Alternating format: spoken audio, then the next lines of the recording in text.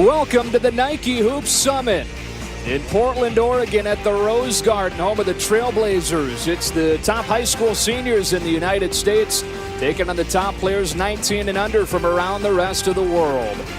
And we welcome you courtside. Hello, everybody. I'm Joe Davis with Fran Fraschilla, college basketball analyst that doubles as the international expert for ESPN, and Paul Biancardi is ESPN's national director of recruiting. So this is an all-star game, no doubt, but that doesn't mean there's nothing at stake for these guys. Well, you're exactly right, Joe. In fact, although this is the last time these kids will represent the U.S. in high school, keep in mind, Jerry Colangelo 8 years ago built a true national team program. Guys like Aaron Gordon, Jabari Parker, they've been with this program since they were 15. I'm not sure it's the last time those guys will wear USA across their chest. Yeah, the USA roster is laced with talent. They have 7 of the top 9 in the ESPN 100.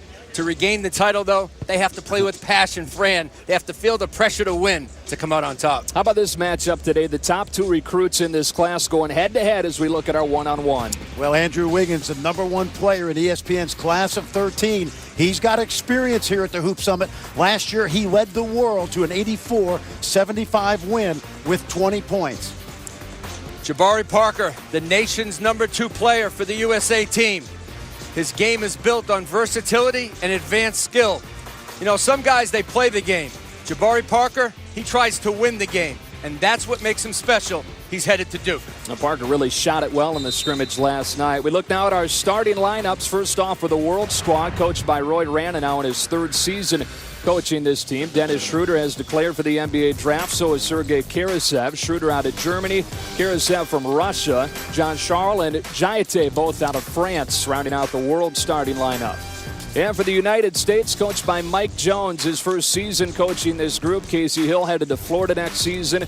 Andrew Harrison and Julius Randle, both part of that highly touted Kentucky recruiting class. And Aaron Gordon, the highlight reel dunker, considered the top recruit out west regardless of class. He'll play at Arizona next season.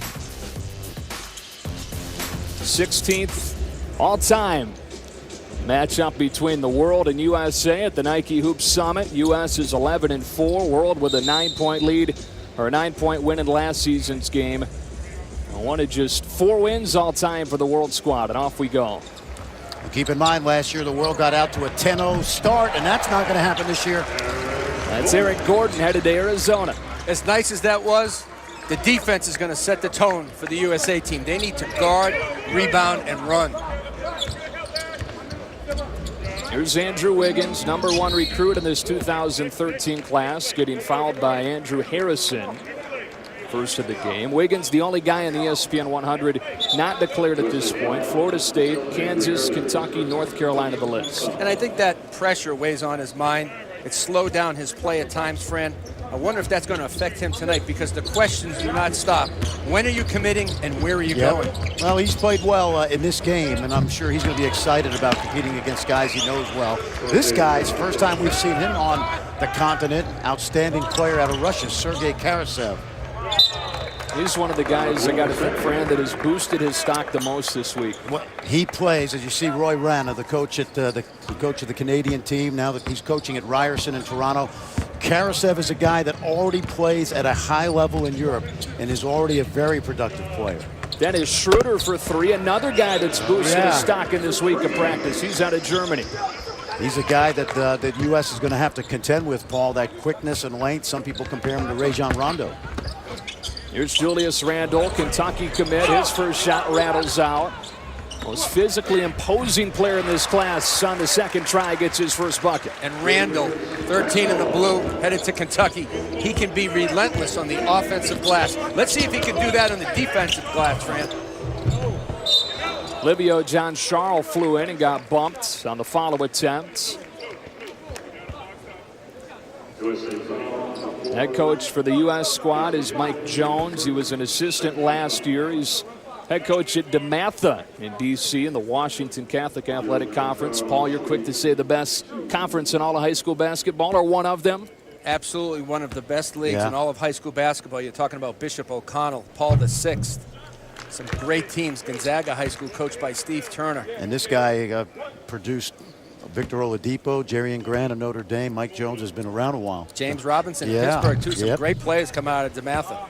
You just saw Aaron Gordon swat the ball off of the cylinder, and that's a difference in the international rules. Exactly, and that's a guy that's played a lot of international basketball already. We mentioned he's been part of this program since the development training camp when he was 15. He's played on the under-17 team. Harrison left the 3 short. Here comes Andrew Harrison, the nation's #1 point guard. He's committed to Kentucky, and so is Randall. He got fouled trying to throw it down. I've had a chance to watch this guy since 5th grade, and back when he was only about 6'2", Paul. One word, powerful at the rim. Well, what I like about Julius Randle, and there's things he's got to work on, but every time I've seen him, he brings great effort and energy to the game. I would like to see him play in the lane more and be more of a Zach Randolph rather than a Lamar Odom, but I love his energy and I love his athleticism. You're exactly right. He has to stay inside the gates of Yeah. the free throw line down. He can dominate the game, and at the college level, he will demand double teams if he stays there. Schroeder drew the defense and kicked for a Karasev 3 that wouldn't go. And then John Charles had it knocked out of bounds. It'll stay with the World. Now, Schroeder has already announced that he's declared for the NBA draft. The difference with international players is, unlike the USA guys who have until the end of this month, they have up until 10 days before the draft on the 27th of June to pull their name out. There's Wiggins, where he's so good in that mid-range game. Follow went. And World with a 2-bucket lead. Andrew Wiggins, he's best in the lane and at the free throw line. You know where he's going to be, Fran, but you still can't stop him. That's right. A little full court pressure right there. Back to, is that a zone? Remember, the World has been together since Monday. They've had a bunch of practices. How big of a difference does that make? Well, I think it does. There's no question. There's a little bit extra effort that cost USA a basket. Stays on this end of the floor, and then the U.S. had some issues with kids with the bad weather midweek getting in their first practice. Yeah. And 6 guys. And I felt this way, Paul, about the USA team. You've seen these guys forever. This is an all-star team, but they have to play as a team, even though they haven't had the practice time. There's no question about it. Chemistry will be as important as talent to win this one game. Here's Jean Charles. Good start to the game for him. Schroeder with the assist. Schroeder's a guy that's going to make a decision as to whether to stay in this draft in large part based on how he plays today. He's been very impressive with NBA scouts. Here's a backdoor lob for Randall, who couldn't stuff it down. Here comes the World. Here's Jayate with the left hand, couldn't get it to go. Wiggins' follow wouldn't go either. And last touch by the U.S. squad. A lot of blue short shots just looking around right now. They got to block out and get to the glass. So team timeout, a few minutes into this first quarter. The World on a 6-0 run with a 6-point lead. Now the World squad trying to make it back-to-back wins in the Nike Hoop Summit for the first time in this event. And a good start for a couple of international players. Jean Charles off of the feed from Dennis Schroeder, who's been very impressive, not just in the first 2 minutes of this game, but really all week long. Yes, he has, and I think for Team USA, their goal is going to be to try to keep Schroeder out of the paint. He's a 19-year-old, plays at a good level in the German league, much improved. We saw him improve his shot over the course of this week, and NBA teams are taking a hard look at him as sort of a mid-first round pick. It's key for him. Can he duplicate what he did in practice this week? He has the stage with all the NBA scouts here, and they like him. Yep. Here's Jayate with the defense from Gordon. It's over to USA. Well, there are some rules differences, especially for the U.S. kids who are used to playing, obviously, in the United States at the high school level, but 4 10-minute quarters. The three-point line, one of the biggest and most important differences in this game. 2 feet deeper than high school, 1.5 feet deeper than the college arc. It's going to be interesting, too, because the USA, I think Paul would agree, that they don't have a lot of outside shooting on this roster. It's Aaron Harrison and Jabari Parker, the best three-point shooters on this team. Livio Jean Charles now with 6 to lead the way for the World. Sorry, Joe, that's the weakness of this team when you look at the roster. Yep. Here's Jabari Parker, the #1 prospect on this U.S. squad. He's 0 of 2 from the field. Out of Chicago, headed to Duke next season.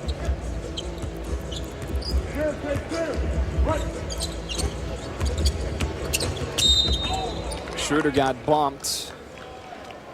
4th foul on the U.S. in this first quarter. Casey Hill, he's got a chance next year with some graduation at Florida. He's got Scotty Wilbekin back, but I was impressed with him last week, Paul, at the Jordan Classic, and he's going to fit right into that Billy Donovan style, I think. And he teams up with Chris Walker, 6'11", long athletic, who really had a coming-out party at the Jordan Brand Classic. He played really well. Yeah, and how about the guys they've got sitting out next year? Dorian Finney-Smith and DeMontre Harris, and Wilbekin's back, Patrick Young. Michael Frazier this year. Nice team. Michael Frazier's going to get a chance to play some USA basketball this summer, I believe. A couple of substitutions for the World squad as Dante Exum checks into the game. He's out of Australia. And so does Carl Towns, who's from New Jersey but roots in the Dominican. He's had a great week as well, 15 in gray. And plays defense on Andrew Harrison, who draws the bump and will shoot 2. That's his game, Andrew Harrison. Wants to get a piece of the paint, create some contact, go up in the air, score, or find his teammates. So Andrew Harrison, the nation's #1 point guard, number 5 overall in the ESPN 100. Part of what is considered the greatest recruiting class of all time headed to Kentucky. And he's really hard for him to keep out of the lane. It's not speed and quickness, it's size and strength. Exactly. He's got, I've always thought he's got a Darren Williams type of frame, a big point guard. I think the key for him is, especially at the NBA level someday, it's going to be, oh, look at that athleticism. How about that athleticism at the rim? Wiggins and Randall meet right at the edge of the rim and a foul on Randall. So 2 shots. It was like an earthquake. Yeah, Paul and I have both seen Andrew Wiggins get his head on the rim. Take a look now. That's unbelievable athleticism right there. It's power and explosion at the rim. All right, so again, Florida State, Kansas, Kentucky, North Carolina, the list of schools for the only undecided player in the ESPN 100. Kentucky came to visit him a couple of weeks ago. He's got visits from the other 3 lined up as far as those staffs coming in to see him all next week. Yeah, and the interesting thing about Wiggins is he's part of this explosion of Canadian talent now in the NCAA. They had 90 players from Canada last year playing D1. And Jay Triano, the Canadian national team coach, is here today. He's assistant coach of the Blazers. Very excited about their prospects, Canada. One guy with a nice bounce. Sorry, Paul, for Parker. One guy they need to be real excited about, Tyler Ennis. Oh, yeah. St. Benedict's High School. Terrific point guard, one of the best point guards in the class of 213. Headed to Syracuse to play for Jim Boeheim. Here's Schroeder. Toe is on the tape at 2. And Aaron Harrison, the twin brother of Andrew Harrison, checks in. And brings the ball up the floor for the U.S. squad. Here's Jabari Parker, the Duke commit. Into Julius Randle. And back to Andrew Harrison for 3. That's a 2-3 zone they're playing against. You don't want to settle for outside shots. You only have 24 seconds, but you want to try to get into the paint first against the zone. Joel Embiid is headed to Kansas, screens for Wiggins. His 3 off the mark, and Wiggins still looking for his first field goal.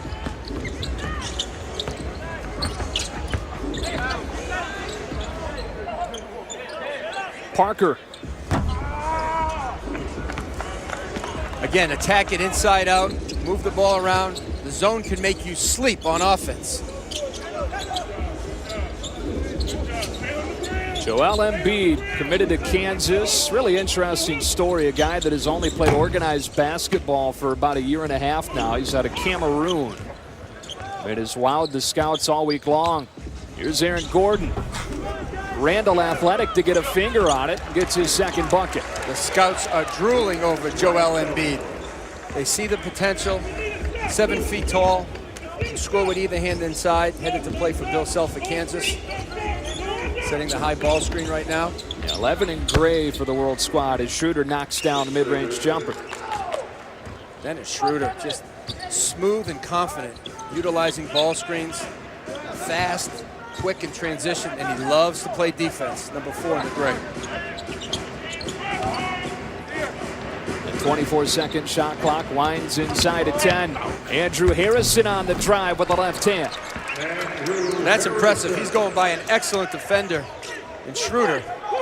Again, he doesn't beat you with the blazing speed. He doesn't turn the corner, but once he puts his shoulder and hip on you, it's going to carry you right to the rim.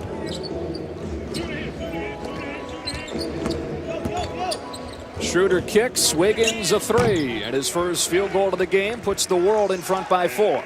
Not known as a three-point shooter, Andrew Wiggins, but certainly capable of making three-point shots. He just hasn't worked on it enough because he gets to the rim so easy at the high school level. What's that do for him if he adds that to his game? Can't go any higher than the #1 pick. I mean, he'll enhance it, he'll dominate opponents at the next level if he can make a jump shot. Andrew Harrison responds with a shot clock winding down. As a big point guard, Andrew Harrison can make three-point shots. And that's what makes him so hard to defend. He can beat you into the paint, make open shots. So Harrison tying the game with a 3, leading the way for the U.S. squad with 9. The Kentucky commit bounces for the Duke commit, 17 all. ESPN's exclusive presentation of the Nike Hoop Summit is brought to you by Nike, engineered for world-class athletes. Back in Portland, and a good one going early, tied at 17. Fran Fraschilla now stands by with the #1 player in the class of 2013. It's Andrew Wiggins. Thanks, Joe. Andrew, you played last year in this game. 20 points. You helped the world to a win. What do you like about this game? It's a fun way to get competition, and the fact that I get to play amongst the best in the world, and I'm on the world team against USA. Everyone knows USA is a powerhouse basketball country, so it was good going against them.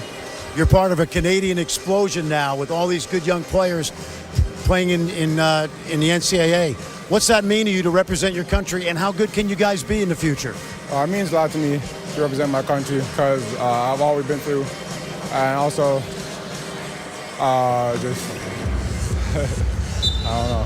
You looking forward to playing for Coach Triano? Oh yeah, if I play senior team, then. Okay. Yeah. Well, congratulations so far in your career, and we'll see you later. All right, Fran, the #1 player in the class of 2013. He's got that list down to 4 schools. You got it memorized by now. Florida State, Kansas, UK, and UNC. Into the game for the first time now is Nikola Ivanovic. And Dante Exum gets to the rim. He's out of Australia, high school junior that plans on playing basketball in the United States and has his list out at Georgetown, Indiana, LSU, SMU, and Vanderbilt. And here is Exum. Great first step into the lane, and the defense couldn't keep up. Exum really loves to get to the rim. When he catches it, the first thing he wants to do, 7 in the gray, is bounce it on the floor, get into the lane, and rise up and finish. You know what a lot of people don't realize about him, because he's going to be graduating from high school in November. Of course, down under, everything's kind of flipped around. Talked to him before the game. He's thinking that wherever he goes to school, he'll not join that program until next summer, where he could actually enroll in school in December or January and start practicing. But he said he wants to stay home, work on his game before he heads to college, and he's got some great choices. Out of the same institution that produced Luke Longley, Andrew Bogut, Patty Mills, Matthew Dellavedova, you name them, they played at the Australian Institute of Sport. And his dad, Cecil, Yeah. played at UNC. fact, So there's some bloodlines there. Well, he plays like a, we're talking to Rich Schubert of Nike, who's put this team together, and he plays like a kind of the gait of a young Michael Jordan. High praise. High praise. It's not to say that he's going to be a Jordan, but when you remember Michael in high school and then his first couple of years at Carolina, it's kind of almost ironic that his dad Cecil was on that national championship team in 1982. A couple of subs in for the U.S. squad, including this guy, Rondae Hollis Jefferson, one of 2 McDonald's All-Americans going to Arizona next year. And with the shot clock winding down, it's Portis off the mark with his first shot. But Hollis Jefferson there for the follow out of Chester, PA, dominant high school program. Yeah, he's one of my favorite players heading to college next year because he's so versatile, Paul. I think he's going to be a great college defender. Look at him right there. Although he's guarding Karasev. Shows off and he got beat off the bounce. He did. Now that speaks more to how good Karasev is because, as we mentioned, he plays at a very high level in Europe. Karasev is very crafty. He's deceptively quick. He can get to the rim on 1 or 2 dribbles. Very efficient player. Fran, you mentioned the high level that he plays at in Europe. Break it down for the folks maybe not familiar with the difference. Where is his level compared to, say, NCAA basketball? Well, it's a great question. I always talk about it's like Major League Baseball is the NBA, and if you play at the top levels in Europe, that's like AAA. Quite frankly, Division I is AA. And he's playing against men. He's playing against guys that have played college basketball, NBA guys. So at 19, he's already very seasoned for his age, and hence the impressive week he's had so far. Back-to-back buckets for Hollis Jefferson, cutting it down to 2. And here's Karl Towns. He's headed to Kentucky as well, the number 5 junior in the ESPN 60. Now talk about drooling over prospects. Karl Towns headed to Kentucky, the NBA scouts. They just can't believe his skill level at his size. And at a size 20 feet as well. I know. I mean, he shoots threes, he can finish inside, runs the floor well, mobile. In fact, he worked with Del Harris a lot when he was with the Dominican national team, and Del Harris told him, if you leave the paint in this game, I'm going to come up there and knock you out. Del Harris worked with him on the post game for 3 months, and it's really made a big difference. It's a 7-footer that developed his perimeter game before he did his post game, but he's got them both now. Through with a quarter here in Portland, and the World Squad with a 2-point lead. Some of the best talent in the country against some of the best talent from around the globe as we go to the second.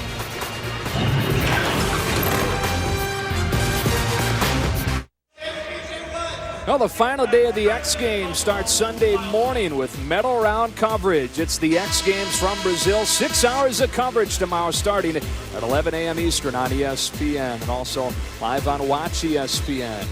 Through with a quarter, world with a 2-point advantage on the USA. We've reached a time again where there's a certain pride about putting that USA uniform on again. And guys, when you look back a few years ago, that might not necessarily been the case to as great of a degree as it is now. Yep. How'd they change it? How'd they change the culture of USA basketball? I think Jerry Colangelo, the managing director of USA Basketball, changed it in 2005. He hired Mike Krzyzewski. They've started programs right down to the 15, 16-year-old level. A lot of these young men, as I mentioned earlier, this is not the first time they're representing the United States. And you name it, they've tried to make sure that every young guy from high school to college and now at the senior level, Paul, the NBA level, the Olympic level, that there is that pride in wearing this uniform. And I think it's very healthy. They're number 1 in FIBA right now among all the countries in the world. And quite frankly, we have the most talent. And Fran, you hit it on the head. It all starts at the high school level. Now we have a developmental national team coached by Don Showalter, who's here in attendance. And he gets those guys at 16 and 17 and the ability to coach them, tryouts. Don, a very successful high school coach in Iowa, and like many national programs, Joe, we now have somewhat of a national team system. There's Karl Towns getting his first field goal of the game. Played for the Dominican national team as a 16-year-old last summer. With the shot clock winding down, it's Portis who's headed to Arkansas next year. And Rondae Hollis Jefferson rattles one out to Wiggins. Exum lost the ball. And Andrew Harrison out with it. Here's Portis. Had it tipped away. I like the push, though, by Andrew Harrison. Sometimes he walks the ball up too slow. A good pace to him that time in transition. Livio John Charles with a flyby move to score. I've watched this young man. He played for the under-20 French national team last year. He's getting better in the French Pro League. French Pro League, not great basketball by European standards, but they've certainly put a lot of guys in the NBA in recent years. He's made 4 of 5, leading the way for the World Squad with 9 points. Exum goes end-to-end to lay it in. Out of Australia, high school junior, very impressive this week. I like his size and quickness. Some people see him, Paul, I don't know about you, as a combo guard, maybe not a pure point, but I know he's already visited Indiana. He's got LSU, Boise State, SMU. And at 17, he's one of the youngest players here at the Hoop Summit. Talk about potential. You look right at him and you can see what he's going to be, Fran, in time. I believe, like you do, he's going to be a good combo guard, not a point guard. I haven't heard Carolina's name mentioned with him, Paul. Any reason why? He has not mentioned Carolina. Indiana, Boise State, LSU, SMU, Ohio State, Kentucky, and Louisville, he said, has made contact recently. Karl Towns. Demetrius Jackson out with it. Here's Bobby Portis, who got slapped on the wrist. That's a foul on Towns. You're talking about Don Showalter, who's in attendance today. Does a phenomenal job with our U16s and U17s. He holds 2 3-day tryouts, invites 30 kids in to try to pick a team of 12. And Fran, you love that. It's competition. Guys get invited They have to earn their way in. They get to play with a shot clock, 24 seconds. Exactly. And you and I love that 24-second clock. And I think it ought to be uniform all over the world, even at the college and high school level. We've been saying that for years. Yep. A universal shot clock with a universal time. How about a shot clock at every high school to begin with? I know you're a fan of that, Paul. Well, that's what we're talking about. Yeah. I'm saying let's get it in the high school game. Yeah. The toughest part has been cost. That's what people tell me. But, you know, in Europe, they put two 24-second clocks down on the baseline. It costs about $1,500 for two of them. And I think it would really help our game because all players at all spots have to develop their skills. Though when that clock gets down to 5 or 4 and you don't have the ball in your point guard's hands, your 4 or your 3, you better be able to put it on the floor and make a play. And I know cost is a factor, but it's a one-time cost, Fran. We have 8 states in the United States that have a shot clock, so it can be done. Is that part of the reason you see guys come out of Europe so skilled in so many different areas because of that 24-second clock? I think there's in large part, it is because the coaches have to coach creatively also. You have to get into your offense quick. You got to get good looks quickly. And as I said earlier, the kids have to be multi-dimensional players when you play with a low clock. Jaete with a follow. He's out of France, still considering declaring for the NBA draft this week, and today going to be big in making that decision. Well, the big thing about him was we thought he was 6'9", and when he got to Portland early in the week, he measured out at 6'11", and it opened some eyes. Jabari Parker, the number 2 senior, is headed to Duke next season, fades and knocks it down. He did it last night at the last scrimmage. He was making jump shots, three-point shots. He opened the eyes of the scouts to be able to shoot the ball at 6'8". Here he is for the steal. He's really had a great week of practice, Jabari Parker. I love this kid as well, Paul. When you've talked to him many times, he's a quality guy. He reminds me, and I know it's easy, the Grant Hill comparison. Does everything pretty well, you know, or very well, I should say. You just love the read. His defender goes under the screen. He steps back. He has great elevation on his jump shot. A 4-time state champion. It's at a pretty good program. Yeah, the only freshman. How about this? You think of all the great players Simeon has had, including Derrick Rose recently, the only freshman to ever play varsity at the time he arrived and Coach Smith put him on the varsity, knew he had someone special. And he owns 2 gold medals for USA basketball with Don Showalter, under 16 and under 17. I have a feeling he's going to wear that uniform again. And again and again. Yeah, in the future. And maybe he's fortunate enough in 2020. Andrew Harrison off to Parker, right into a tough spot, and John Charles came over for the rejection. Dennis Schroeder so quick down the center of the lane to scoop it in. Little rondo right there. It's funny because he came back to his right hand. If there's one chink in his armor, to me it's he doesn't have a left hand yet, but when you're that quick, sometimes you don't need a left hand. Andrew Harrison right back at him. Will go to the line for 2 shots. 15 fouled on the world in this half. Livio John Charles called for the personal. That's his first. I like the way, as Paul's seen many times, I like the way Andrew Harrison is attacking the lane today. That size and strength. He's got 9 to lead the U.S. A lot of guys get into the lane. They're afraid of contact. Andrew Harrison seeks it out. He welcomes it. And then he knows how to keep you right on his hip as he's attempting the shot. Terrific at creating fouls. Well, you know, he's lucky because he gets to work out with NBA guys in Houston with John Lucas, who to me is one of the gurus of teaching the game right now. The former #1 pick, played at Maryland, played in the NBA, and he's been a mentor of the Harrison brothers for the last few years. John Charles leading all scorers with 11. Livio John Charles, 6'9" forward out of France. Plays at the same professional team that's owned by Tony Parker, who's an alum of this event. Back in 2000, Gordon gets fouled. He'll shoot 2. Aaron Gordon, whose brother Drew played in this game back in 2008. Talked to Aaron before the game. Drew was with the Dallas Mavericks this year after finishing a terrific couple of years in New Mexico, Joe. Started his year in Serbia, and now playing in the Italian Pro A, the top division in Italy. And Aaron said he likes Italy a lot better than he did Belgrade.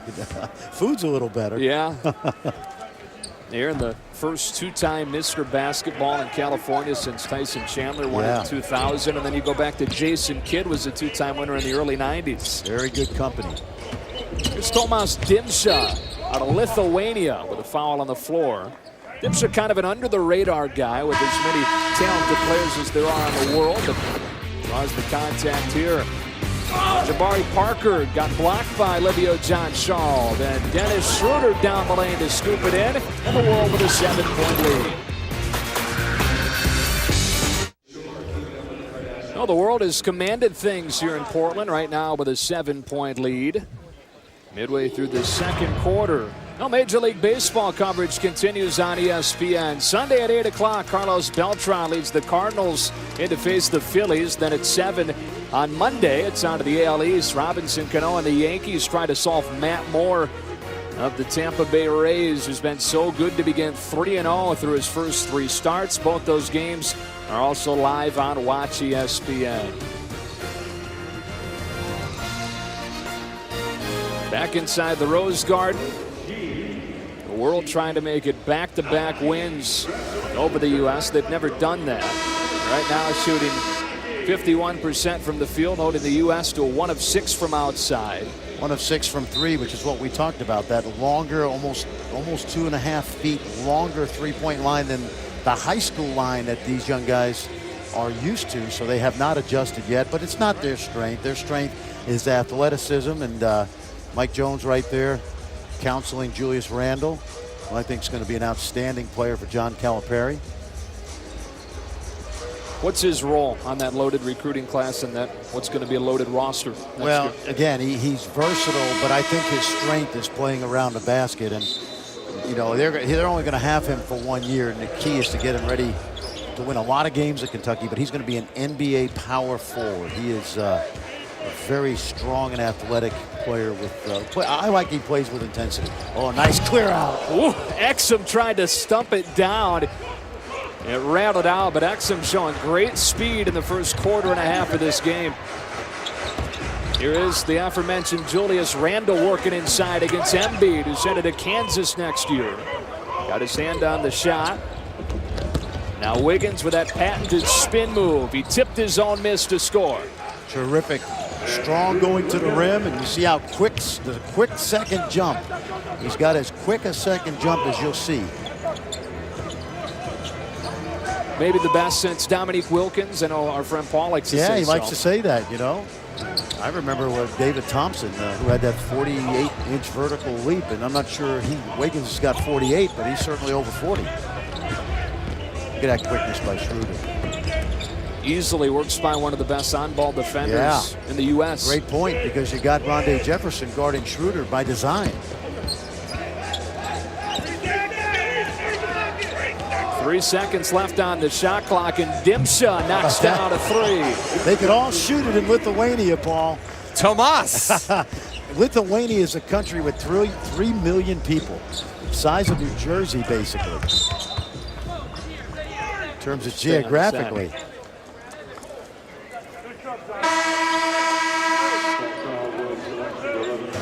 We're just talking about Andrew Wiggins. We've broken down the class, or the potential landing spots for him with Kentucky, Kansas, North Carolina, Florida State. Of course, there's the connection with his parents. Both went to Florida State. Kentucky and Kansas and North Carolina, all storied programs where he'd have a chance to win right away. And really at this point, it doesn't appear there's any true front runners. He doesn't let on much. Doesn't let on at all. No. But he's going to elevate wherever he goes. If it's Florida State, they get right back into the national scene. If it's Kansas, North Carolina, Kentucky, that gives them a chance, Fran, for a Final Four, because all those teams have great returning pieces. Kentucky has the #1 class in the nation. He can be a difference maker in college. Yeah, I agree, and I don't have any problem with him waiting, because he's trying to figure out and sort out who he's going to play with and who's leaving for the NBA and who's not. And if you're the best player in the country, those 4 schools are waiting until September for you. And he's not waiting to see who's there because he's afraid he's not going to play. No. He wants to play with good players because he wants a chance to win a championship. Joel Embiid with an athletic play to get a shot off. A couple of free throws coming up for the Kansas commit. There's 8 commits for Kentucky, making it the top recruiting class of all time, and quietly Memphis with the number 2 recruiting class. Isn't that great? Josh Pastner's done another great job. Austin Nichols, who I know Tennessee, North Carolina, a lot of people liked him. Saw him coached him last summer at the LeBron James Skills Academy. What'd you like about him? I like his versatility, his inside-out ability. He's got a lot of bounce to his game, and I got to go back in time and mention Bobby Jones, who played at North Carolina. Philadelphia 76ers. Yeah. Now, that's old school, but I really liked his attitude and the fact that he competed. We saw Noah Vonleh on that list, headed to Indiana. Cody Zeller leaving, Noah Vonleh coming in. Good timing for the Hoosiers. One of the top 10 classes in the country for Indiana, reloading. Top class in the Big Ten. Well, the first round of the NBA playoffs continues Sunday as Dwight Howard leads the Lakers on the road against Tony Parker and the Spurs. LA against San Antonio, with coverage tipping off with Kia NBA Countdown at 3 Sunday on ABC. You got Tony Parker, obviously an alum of the Nike Hoop Summit. 4 total alums in that game, 3 of them in the Lakers. Parker being the lone Nike Hoop Summit alum for San Antonio. That's Sunday, 3:30 on ESPN. Well, Dirk Nowitzki was here, I believe, in maybe 97, if I remember, maybe off by a year. 98, I think, with Louis Scola, who was a tremendous player. You think of the USA guys, Kevin Garnett, Kevin Durant, Kevin Love. And this is where Tony Parker really was found. I mean, you can parlay a good performance right into the NBA. Absolutely. Think of the really good players that have been here. Take a look. That's not a bad lineup, Paul. We could coach that lineup right there. I'll be your assistant for that one, Fran. Yep. Tony Parker, you mentioned jumping out of the scene in that game. He had 20. Dirk Nowitzki had a huge game in his Nike Hoop Summit as well. Dirk dropped 33 points, pulled down 14 boards. And you remember who broke his record, the world record, you remember? Shabazz Muhammad last year? Well, on the world side, it was Enes Kanter a couple of years ago. Enes Kanter. 34. I mean, how about the all-time U.S. team? You mentioned a few of these guys already, but plenty to choose from, obviously. And Kyrie early in his career, of course. Josh Smith had a huge game in this event. So many good players, really. And 140 guys have been drafted from the Nike Hoop Summit during its existence. Pretty good. 15 last year, 15 in 2011, 6 number 1 overall picks. And again, prior to this year, just 15 all-time Nike Hoop Summits, and 6 of those classes have produced a number 1 pick. It's really interesting. We remember the great Dave Gavitt, Paul, from our Big East days. And Dave Gavitt and Billy Packer, along with some input from Nike, started this event in 1995 as part of the Hall of Fame induction ceremony. It's moved around a few times, but Portland is ideal. They supported it well. And these international kids, these world kids, they're the ones doing the traveling. They're coming not only from across the globe, but they've got to travel all the way out here to Portland. So not an easy week, but I think they enjoy playing in this. This event serves as a great preview, I think, for the incoming class to college basketball. And for the international players, this is their stage. In front of NBA scouts all over the world, they can make their mark like Tony Parker did, Enes Kanter. Yep. And it serves them well. Out of the timeout, largest lead of the game for the world squad of 13 as Andrew Wiggins tries to go 2 for 2 in his Nike Hoop Summit experiences. Had 20 to lead the way for the world a season ago. The U.S. has never dropped back-to-back games to the world in this event. Look at this 1-3-1 zone with the 7-foot Karl Towns at the top. It's hard to see and score over that big guy. Don't give John Calipari some ideas to play zone now. Look out here on this 2-on-1. Towns able to finish with Hollis Jefferson bumping him. Nice job by Andrew Wiggins. He could have gone in and flushed this. Take a look now. Watch the run out, Paul, and a nice touch pass right back to the big fella. But look at Karl Towns. 7 feet tall, running the floor straight rim to rim. Yep. The acrobatic ability to jump in the air, catch the ball. You know what's interesting about him? Because he played for the Dominican, he's a Jersey guy. His dad's a high school coach there. He and his mom and dad are here today. Yeah, Jackie, his mom's here. Yep. But he cannot, the only negative is, maybe it's not a negative, but he can never play for Team USA the rest of his career because he's already played at the national team level as he did last year. But what a mainstay for the Dominican Republic in coming years. Julius Randle knocks down the baseline jumper. And that's where Randle can be really hard to guard. 6'9", 230. a mid-range jumper to go along with that power game inside, Fran. Yep, I agree. Wiggins with the defense from Hollis Jefferson. A large reason he's on this roster was for that matchup to defend Wiggins. Now Randall through contact, and Hollis Jefferson there to follow it. Well, it's been a good first half for the Arizona commit out of Chester, PA. Yeah, Paul's seen Hollis Jefferson more, but I've watched him for a couple of years. I just love his versatility, his toughness. You know, he's a Chester kid. And it's a place that produced Jameer Nelson, Bo Ryan. Tough place, you know. It's Philly basketball, but you don't say that in Chester. It's Chester. It's a little outside of Philly, right? Yeah. But Hollis Jefferson, you know, he's comfortable in his own skin. He knows who he is. Yep. A four-man offensively that scores close to the basket. I like to call him a switch defender. He can cover positions 1 through 5 and be very comfortable. What a pair of defenders Sean Miller has, huh?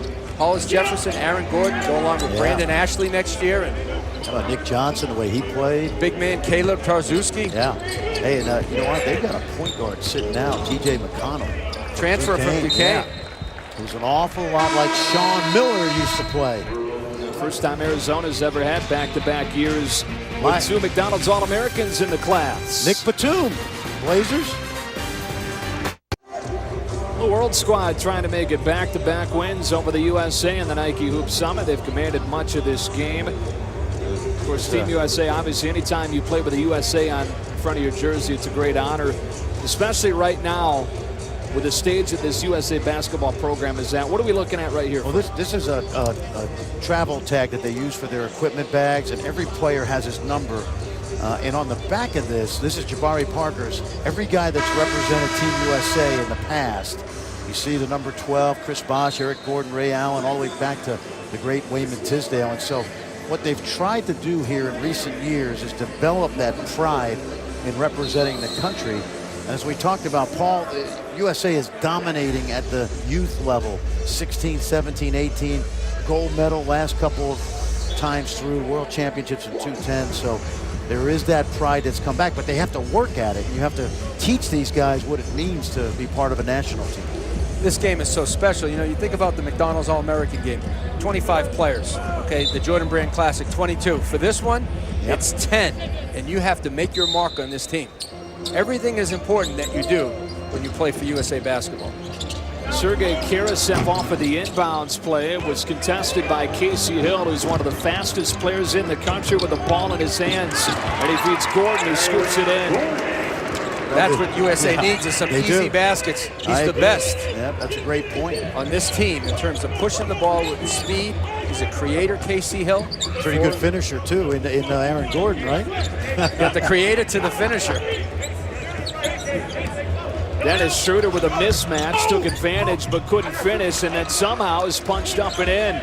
Carl Towns Jr. raised his hand quickly. He's a smart guy. You want to make sure that the scorer knows that. Look at that block. Hill got into the crowd, and Towns got called for the foul. Paul's watched Casey Hill in that blinding speed many times, and I just love Aaron Gordon. I know he's been compared to, you know, a little smaller version of Blake Griffin, but young man, as you mentioned, is going to be a factor next year down in the desert. Foul actually went on Schroeder, his second. And Casey Hill at the stripe.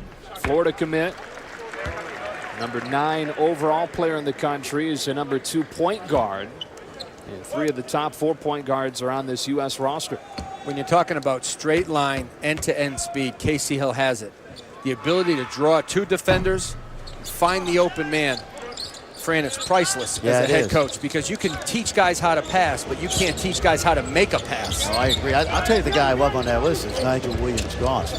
What a playmaker and leader he's going to be. A big-time winner going to Washington for Lorenzo Romar. Remember, he almost ended up with Tommy Amaker at Harvard. Here's Hill in transition again.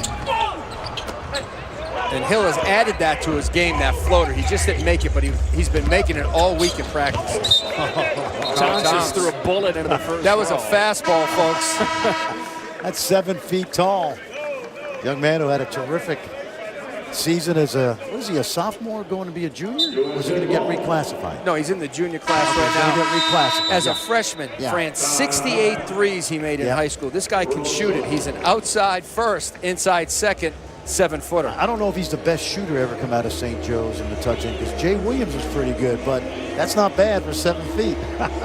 And his three-point shooting has went down in the last couple of years, and especially after working with Del Harris. But his inside production has went up because Del has done such a fabulous job of teaching him the nuances of low post play at 7 feet tall. I got a chance to see them last summer in Las Vegas. Coach Cal and Del Harris and Orlando Antigua. Really good group. That was a great experience for this young man because he's playing against Kobe and LeBron and Durant. And he got about 9 or 10 minutes in the game, and everybody was looking around going, who's that guy? He's what? He's 16? You know? But good experience. And it worked out pretty good for Coach Calipari. He got a verbal commitment from a 7-footer. Yes, he did. Who's going to be tremendous. I mean, you hate to say he's going to be a one and done, but the way it looks right now, he's going to be a one and done in college. I'd like to see him get a little bit more athletic. I think he's got to lose some of that baby fat. There's certainly things he's got to work on, sometimes you don't want to be that size and fall in love too much with the jump shot. But we were watching him make step backs the other day from behind the line. Very impressive.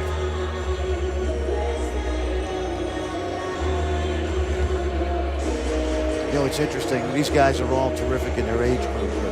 And we do overhype them in terms of talking about the NBA level. But you look at last year's first round, there's only 5 or 6 rookies that are really making an impact. So while we like these guys for their potential, not every guy out here is going to end up an NBA star or even in the NBA. But they're off to a good start at this level. Final minute of this first half. The world is controlled most of the way, leading by as many as 13. Jabari Parker with a long 2. Love the flare screen by Aaron Gordon. That was Mike Jones from the bench. Great set play against the zone to get a good shot off. They practice this press. Look at this. That's Karasev's look. Shot clock turned off. It's a big basket. Hill off to Parker. One possession after the jump shot shows the explosion. Tell you what, guys, great comeback here at the end of the first half by Team USA. And then Wiggins got fouled shooting the 3 at the horn. That finish by Jabari Parker. You know, he doesn't look athletic, but deceptively he is athletic, Fran. Yeah. You can see the quick bounce up to the rim. The strong finish by Jabari Parker. Again, Casey Hill surveying the floor, reading the defense. Parker, one step, no dribble, easy flush. Tell you what, that was an inopportune foul right there by Team USA, who had been down double digits and fought back to within 6, and now Andrew Wiggins going to get a chance to make 3. Foul went on Aaron Gordon. That's Gordon's 3rd foul.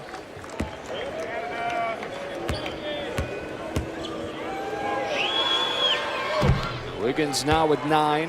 Had 20 a season ago to lead the world squad in a 9-point win over the U.S. Big baskets right there. That gives him a little more momentum going back into the locker room. And it puts Wiggins into double figures. So a 9-point lead for the world squad as we go to halftime at the 16th Nike Hoop Summit. We'll be back here to Portland on the other side of this break.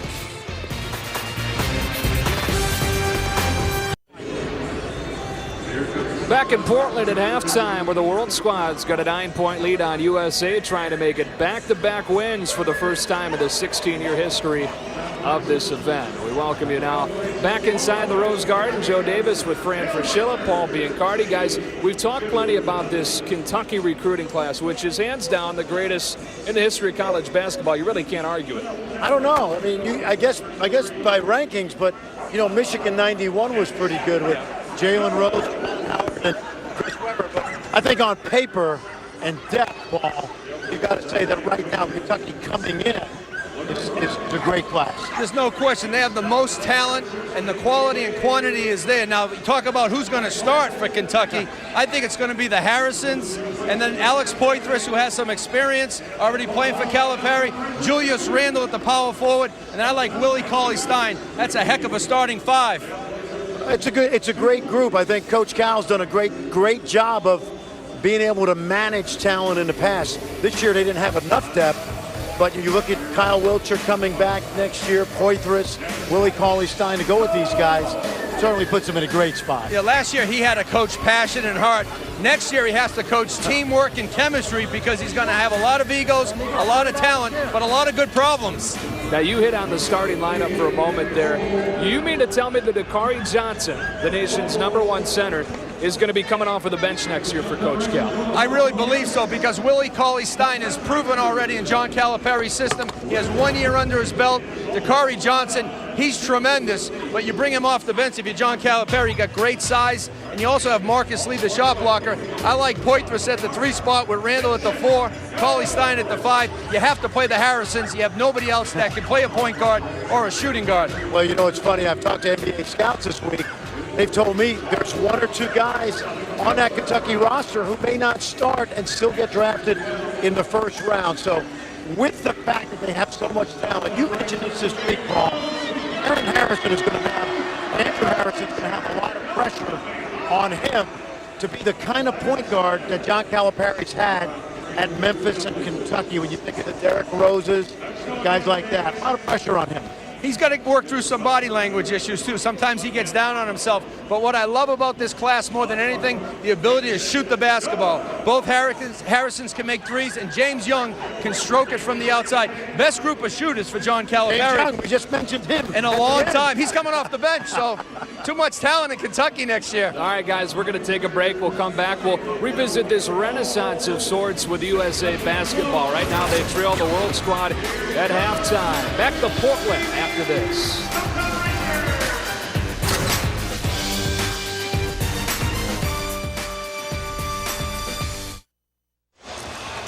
The World Squad led by as many as 13 during the first half of this Nike Hoop Summit. And they lead as we start the second half of action, 52-43, back inside the Rose Garden in Portland, Oregon. And we take a look at our first half highlights from this 16th Nike Hoop Summit. Livio Jean-Charles from France was very impressive. Yeah, he was, and he played off his good passing guards. Young man that plays at Villeurbanne. I don't know if I said that right, but an outstanding prospect. He's 19 years old. Strong inside player, having a very good first half. This is a guy that actually played with Tony Parker during the NBA lockout. Tony went back and played for the team that he actually owns. And Andrew Harrison on the other side leading the U.S. with 11. Oh, he's been able to get into the paint, and that's what he does best. Makes a bucket in the lane. You see the baseline drive, the dime to Jabari Parker. The ability to score and find with size and strength make Andrew Harrison the #1 point guard in the nation. First half stats, 2 of 8 from behind the arc for the U.S. But the World Squad we thought would have a great advantage shooting the ball, not much better from outside. No, you're right. And we also thought they had the size advantage inside. You can see 24-18 on the boards. And good comeback, I thought, Paul, at the end of the first half until that Aaron Gordon foul of Andrew Wiggins. It seemed to deflate all the momentum that the USA team had. A 6-rebound advantage you mentioned there for the World Squad. They out-rebounded the U.S. by 23. The World Squad victory last year. Livio Jean-Charles, Andrew Wiggins, Schroeder, Towns trying to lead this World Squad to the first ever back-to-back wins. And yes, an all-star game, but a game where the outcome matters to these kids. No, it really does. In fact, Team USA last couple of days, they were shown by the coaching staff clips from previous games and how the momentum can swing, and also to make sure they always understand how good the talent level of the world team is. Yeah, it's about star power, but it's more about winning and representing your country. Look at this, 2-on-1. With Schroeder and Jean-Charles, who continues to get to the rim but couldn't lay it in, and a foul. And Schroeder out of Germany, Jean-Charles out of France. Both guys the NBA has eyes on. You could see the youth of our team on that possession. As soon as the turnover happened, they all dropped their heads, shrugged their shoulders, and nobody got back. And that's a sign, Fran, as you know, of immaturity. And when you get to the college level, you can't worry about that turnover. You got to sprint exactly. Fast. And if you're Roy Ranner right now, you're talking about, hey, let's jump on these guys and let's get that lead back to double digits, which they're in the process of doing. Jean-Charles now with 12 to lead all scorers. Here's Demetrius Jackson, headed to Notre Dame next year, back into the game for the U.S. Interesting, you know, it's a young man that grew up about 13 miles from the Notre Dame campus and grew up Kind of being an Irish fan, Marion High School is a Catholic school right there in South Bend. Bishop Walker. Yeah, he can be a tempo change. Yeah. Demetrius Jackson for this game. Athletic, strong. It came down to Notre Dame and Illinois. Stayed home. Gordon through contact to finish, and a chance for a three-point play for the Arizona commit. I think the interesting thing about Aaron Gordon next year, and on a front line, Paul, that's going to be very deep. I think he's a 4-man right now. I bet the young man thinks he's a 3, and of course, if he wants to play in the NBA, that's probably the best position. But in my mind, as much as I love him, right now he's got to be. He's a little bit of an in-betweener. I think he understands that from an offensive standpoint. He is a 4, but defensively, Fran, Yes. I think he can cover 3s. I like that. Yeah. Cover 5s. Look at that Just pass. got to work on his shot. Jayate with a second effort scores. Jayate, full name Mohamedou Jayate, out of France. His friends call him Mom. And we'll go with that. He's having a good year. He's in French Pro B, which is the 2nd division. Competition not as steep as Pro A. Schroeder with a contested shot, falls right to Jean-Charles. Jayate with a chance that wouldn't go. And Schroeder tracking it down in the corner. Fresh shot clock for the World. How quick is he to the basketball, Schroeder? And how about the 6'8" wingspan? He just reached out like a Venus flytrap right there. Here's Wiggins for 3. Jean-Charles with the offensive rebound. And he'll shoot 2 free throws. You know, it's so funny, this game. We talk about all the NBA guys, and I think Jean-Charles a nice prospect. I don't think he's ready to be drafted, but this game has produced guys like Sierre Sene, who went in the lottery or at least a mid-first round with Seattle.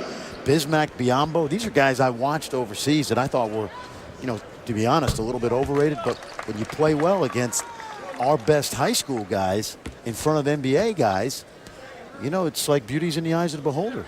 And the scouts walk away saying if they're doing it against our future NBA Right. draft picks that we have slotted in the mid-round to late round, then maybe we should look at this guy. And that's exactly right. That's how you make a team. Yeah. The only problem is a lot of our high school guys are not ready to be NBA guys either. You know what I mean? And they may be a couple of them down the road. But this is what the NBA looks at. They're watching a Karasev or a Schroeder, seeing how they match up with guys their age, even though they're playing at a high level.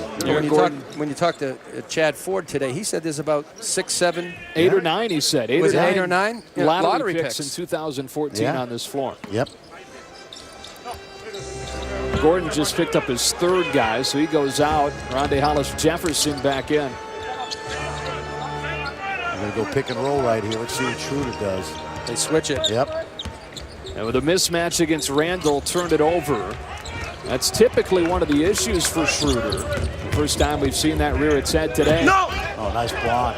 Jean-Charles right in the middle of it again. Karasev in transition, left it short, but Jean-Charles with a follow, and the World squad is up by 12. You like Jean-Charles' energy today. Playing with a smile on his face. You don't have to run anything for him. You know, No. he goes and gets the basketball off the rim. Yep. He'll run the floor, get the layup. You know, he's just real consistent. Randall.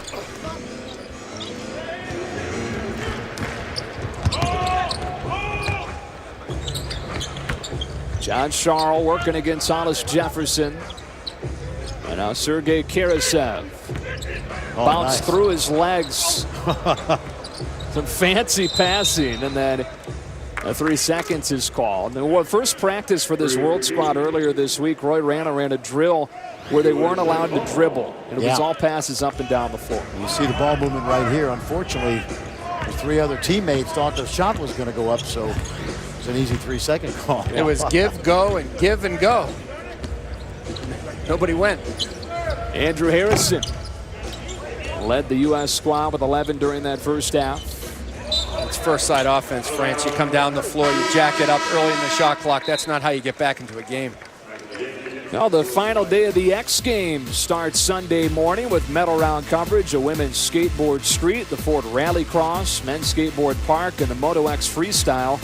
X Games from Brazil, 6 hours of coverage Sunday starting at 11 a.m. Eastern. Nearly a turnover off of the inbounds play. Now numbers for the U.S. and Rondae Hollis-Jefferson with a reverse that wouldn't go. Randall there to tip it in. Julius Randle, 4 offensive rebounds already. Again, he can dominate that area of the glass. You know, Fran, he's an east and west rebounder. He doesn't have to go straight up and down. He can go outside of his area to get the ball. I'd actually like to see him start to dominate this game with them being down 12.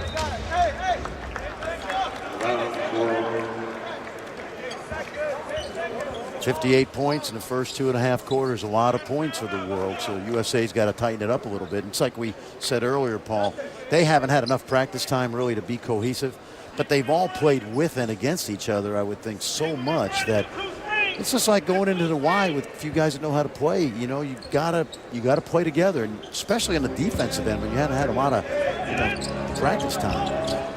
Schroeder with the unselfish play. Giante couldn't finish, and Jabari Parker out with it. Randall. Oh boy, that's Julius right there. And that was facilitated by a 6'8" Jabari Parker. In the middle of the floor, he's showing you his advanced skill to rebound the ball, push it in transition. Yeah, that's a great little fundamental bounce pass right there, and then Julius Randle. I saw him do that a couple of years ago in a game at LeBron Skill Academy against LeBron. LeBron got out of the way. Yeah, you don't want to stand in front of Julius Randle. The top power forward in the country, the number 3 player overall, and 4 of the top 5 power forwards on this U.S. roster. When you look at that list, you see versatility, athletic ability, and skill all going to the college game next year. These are guys that play the 4 spot, can make jump shots, rebound inside, play with their back to the basket as well, Fran. And you made the point earlier. Don't try to be something you're not. Don't stand out and dance with the ball on the 3-point line.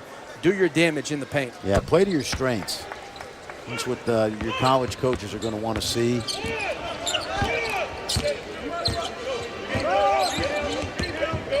Andrew Harrison.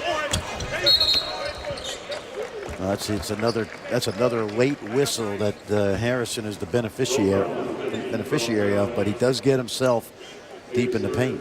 And he hangs up there a little bit. He has a little bit of hang time. And what he's doing when he's in the lane, can I get my shot off, or can I find my teammate for a little lob or a dump down?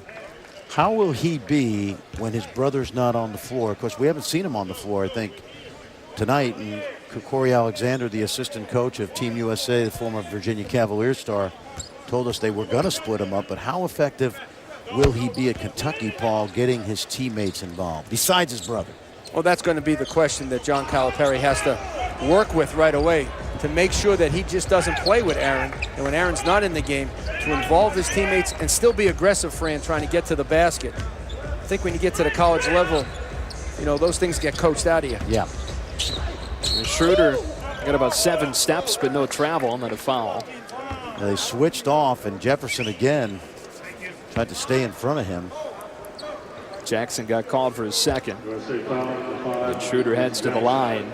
Plays in Germany's top professional league, was named the most improved player in that league this year. And again, just 19 years old, with his NBA stock skyrocketing this week. Yeah, what's really helped him this season in the BBL, the top league, as you mentioned, is he's really improved his outside shooting and also his maturity in playmaking. Now, we see him get out of control some, but not unlike any other college or high school guy that plays here in the States. So when I watched him on film, I love the way he changes his speed going to the basket. You know, he's not just a one-speed guy. He can shift it up to get by you as well. Now Parker's so smooth with that jump shot. That's a step back that fundamentally, that's as good a step back move as you'll be able to teach or utilize. Dante Exum. That's a long 2. Talking about Jabari Parker going to Duke next year, he's going to really space the floor for Coach K. Gives them size, shooting, and rebounding. Randall lost it on the drive. Into the hands of Andrew Harrison with the shot clock winding down. Hollis Jefferson with the left hand. Pretty move. Jefferson knew he couldn't score on the right side of the rim. So he took a little dribble to get to the left side. A smart, crafty, back to the basket player. Exum way short on that one. Last touch by Towns, and the U.S. takes it. Inside of 5 minutes in this third quarter. The world's lead is down to 7. Rondae Hollis Jefferson, one of a pair of McDonald's All-Americans, headed to play for Sean Miller at Arizona next season.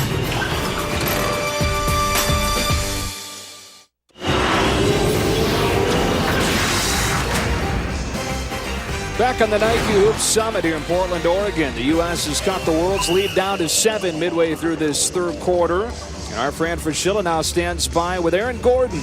Thanks, Joe. Aaron, you've been a part of Team USA since you were 15, the developmental training camp.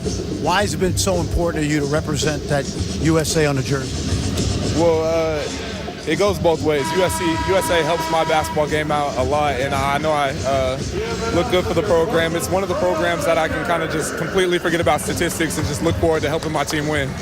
You're down here in the third quarter. What's Coach Jones talked about in terms of getting back in this game? I mean, just playing hard. Just it all starts with belief, and that's what we're doing. We're playing with energy, and we're getting our team going. Thanks, Aaron. Appreciate it. No problem. All right, Fran, number 4 prospect in the senior class headed to Arizona.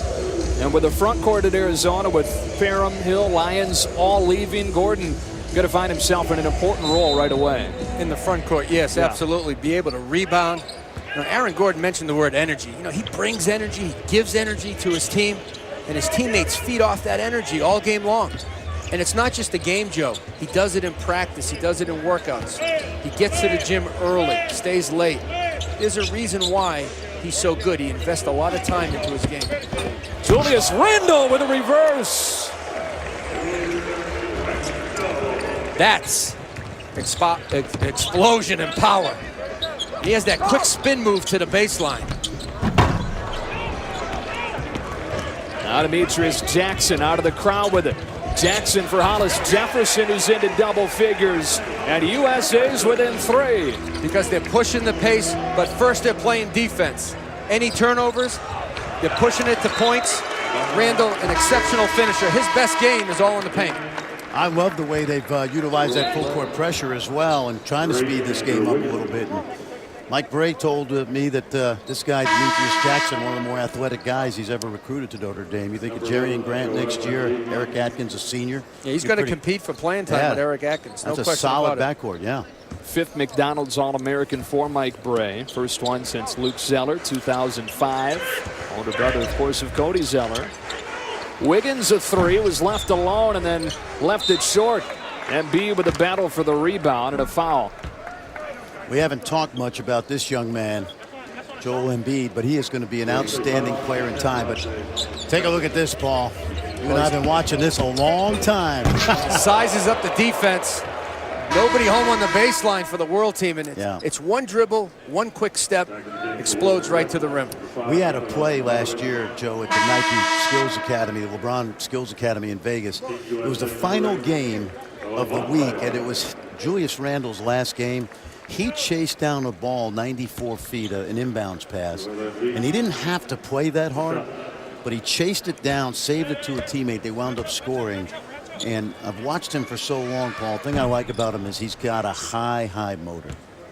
He could be the X factor for Kentucky. Everybody talks about Kentucky, preseason top 5, Final 4. I believe he's the X factor because there's nobody else like him on the team. A little bit of Terrence Jones, left-handed, explosive, powerful, and can score the ball when he stays inside the arc. And you forget that he had a foot injury not too long ago. He missed 3 months of his high school season and came back and was co-MVP of the Jordan Brand Classic a couple weeks ago with 19 points and 7 rebounds and another loud performance on another big stage. It almost looks like a zone. Yeah, they're sitting in the zone. They got to know time and score, shot clock. Andrew Harrison with the shot clock winding down, cuts it to 2. There's that pressure again. But that's the ability of Andrew Harrison. When the play breaks down, he can make an open jump shot.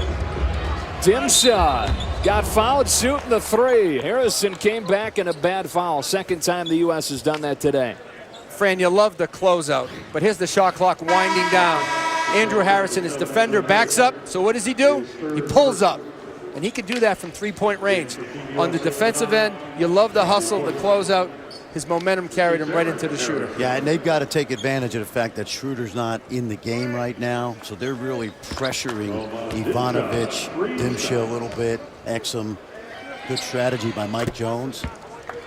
Mike Jones, 17-4 as the assistant coach of Team USA. First opportunity to be his own man. He's got some guys with some foul trouble now. Gordon, Andrew Harrison, Hill, and Hollis Jefferson all with 3. This young man played last summer, Paul, at the Nike Global Challenge in Washington, D.C., Northern Virginia. So when there's a terrific Croatian, Mario Hezonja, who was on this roster, and he's now playing in Spain, and his team needs him right now, so he stayed behind. So Dimsher was added late, and in part because of the success he had last summer in Northern Virginia. There's that 2-3 zone. Again, another opportunity when you play out on the circuit. Yep. You get seen, and then people invite you to the next basketball event, and that's how your game grows. And that's how your ranking changes. Jackson threw it up with that 24-second shot clock collapsing. An empty possession for the United States. You see Hollis Jefferson on Wiggins. That's why he was invited to this game, to defend Andrew Wiggins in crunch time. How many times have they played against each other, you think, the last 3 years? Aaron Harrison into traffic, but into the hands of Noah Vonleh. Make that Bobby Portis, who's headed to Arkansas next year. Yeah, I really like Bobby Portis. Active, alert, and he's always moving. And he tries to fit in offensively. You see the offensive rebound, second chance point, using his athletic ability for near the rim. I've been impressed with him this week. Now the first round of the NBA playoffs continues Sunday as Dwight Howard leads the Lakers on the road against Tony Parker and the Spurs. LA against San Antonio, with coverage tipping off with Kia NBA Countdown at 3 Sunday on ABC. Lakers go 5-0 down the stretch to get the 7 seed. No Kobe Bryant, but no team playing better right now. Los Angeles Lakers. You mentioned all those alumni in that game. Ron Artest, now Metta World Peace, he played in that game, as well as we mentioned before, Tony Parker. You have a couple other Lakers? Yeah, there's 4 guys total that have played in this Nike Hoop Summit game, for the 140 that have gotten drafted out of this event. USA has done a nice job getting that lead down to 1 possession. Now, if they can get a stop, they can tie this thing up with a 3. Here's Wiggins. You saw that coming, Fran. I saw that baseline. I saw nobody rotating over is what I saw. We talk about his NBA athletic ability. You see why. He covers a lot of ground with one Look dribble. out again. This time smoothly lays it in, and the World has expanded the lead back to 7. Now Casey Hill forces one up. John Charles out with it. As Ivanovic on the wing for 3. Now Vonleh back the other way for the U.S. Good hustle And by Ivanovic saves it to John Charles. They had 3 quick baskets, and Mike Jones is going to want to take a timeout. He wants a fast pace, but he doesn't want a sloppy game. Yeah. And remember the rule now, guys. You can only call a timeout. Only the coach can call it. And only when the ball is dead, when that ball goes through the basket before the opposing team touches it, the ball is considered dead. Mike Jones up off the bench right away. 9-4 run for the World. U.S. have cut it to 2. It's back to 9 as the World tries to win back-to-back Nike Hoop Summits. A lot of people have questions about Andrew Wiggins. Does he play hard? Is he selfish? Is he unselfish? He defers to his teammates at times. He facilitates to them. He wants to be part of the group. But at crunch time, he knows he has to take over. So when you see the basketball in his hands in the second half, he's going to try to get to the rack. Yeah, the thing I like about him is he looks like he's not playing hard, but because it almost comes effortlessly to him. And I saw him last year in the Nike EYBL in Dallas, and I was blown away with his athleticism. And there you see some of the best players in the country, and Kentucky obviously dotting that top 10. And a guy at number 10, Jarrell Martin, headed to LSU. 8 of those 10 guys in this game. Here's a couple of them. How about Wiggins? And then another one, Olivier St-Jean, part of that spurt by the World team. And now with a 9-point lead. Wiggins, the only undeclared player in the ESPN 100. And he'll start this segment on the bench for the World squad. You think, Joe, about what's gone on in recent years? I mentioned those 90 guys from Canada that are in the NCAA. How about Anthony Bennett this year? Kevin Pangos, Kelly Olynyk, Mike Kabongo. How about the kid at Boston College, Olivier Hamlin, who dropped 40 in the ACC One of the tournament? best freshmen Yep. in the ACC, come out of New Hampton Prep. Yeah, Laurent Rivard, who hit those big shots for Harvard in the win over New Mexico. Parker off the front of the rim. Roy Rana coaching this world squad has been such a big part of that Canadian rise in basketball. He's coached 45 kids that have played Division I NCAA hoops. Talking to Coach Rana before the game, I said, "You going to play some zone?" He says, "Only as much as I can." Every dead ball coming out of timeouts. Anytime the world team can get back, he wants to play zone. He believes the U.S. team doesn't shoot it that well from Fran, the international line. Yeah, and they haven't had a chance to really prepare as much as they'd like because they all got in here late. A lot of these guys have played the last couple weekends. Not that that's an excuse, because the USA has that 11-4 lead through the years. But it's hard to play zone offense. Even good college teams don't have good That's offense very, very 3 or true. 4 months down the road. But there are concepts against the zone to gap it, skip the ball, send cutters. And our team, the U.S. team, they have to understand that when they go against the zone. Demetrius Jackson comes back in. Portis will sit down. So Vonleh. And Gordon joins Randall, Parker, and Hill on the floor for the U.S. right now.